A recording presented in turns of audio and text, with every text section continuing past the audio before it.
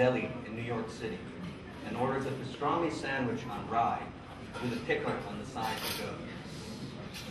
The guy behind the counter puts the sandwich together, and when it's ready says, "That'll be $12. He realizes, though, he's been staring, so he apologizes.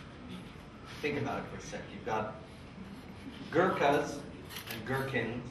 You've got pygmies and pig's feet. You've got papadums and papadak. Then there's Gulagan and Falungan, Chaka Khan and Jacques Khan. And then you've got Ali Ji and Gandhi Ji. War, destruction, famine. You've got the government spying on us all the time. The global financial system on the verge of a total collapse. We all know who's running the media. Down the street, I wound up getting beaten up by a bunch of thugs. So, to be honest with you, I'd like to say the hell with that place. I think, personally, Western civilization is on the verge of a complete collapse. I'd like to get myself a sailboat. Think about it. Starting a relationship, committing to one, is a lot like getting a tattoo.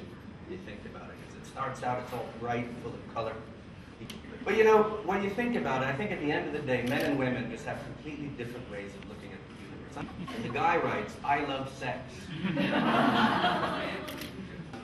Just goes to show you that different people have different ideas of what's valuable. And at the end of the day, everything is completely relative. It really just, I suppose you could use it to light fires, food, or wipe your bum with it. But beyond that, there's no real use of money in the jungle. I mean, these people have developed a culture without any concept of money or credit, or even a notion of personal wealth, and they seem to get along just fine. When you think about it, they've never developed the technology to refrigerate and preserve food, which is, I guess, a precondition for surplus, which is a precondition for obesity. So basically, they eat what they need when they need it. You know, we just generally have a completely different concept of nature than they do in the Amazon. Purpose exists only for speculation, status enhancement, novelty. You know, I'm not sure I'd mind that. I use a break myself. You know, I'm a bit tired. Learn a bit of yoga. You know, do some of that Kama Sutra thing. I hear some of these yogi guys do some pretty wild things. Okay, that sounds fairly substantive. But I'm a bit suspicious. I want to find out what aves is and look it up. Or cornbread. Or dump truck. That'd be a perfectly fine name for a chimp, as far as I'm concerned. We in the West have adopted the scientific approach, which seeks to define patterns in the external world around us. All very fine and good. But this way of thinking has its risks.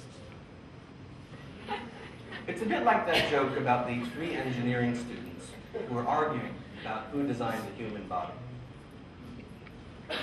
The first engineer is an electrical engineer. He said, definitely he was an electrical engineer.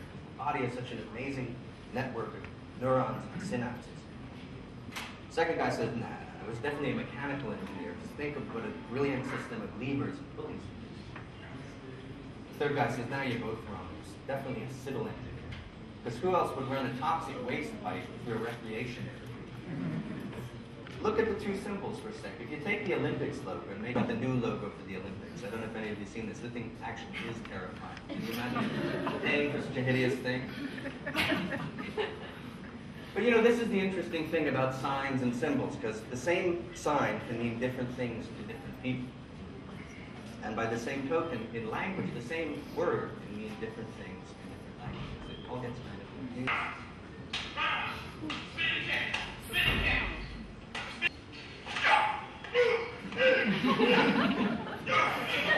They create their own food by sitting out in the sun through the process of photosynthesis.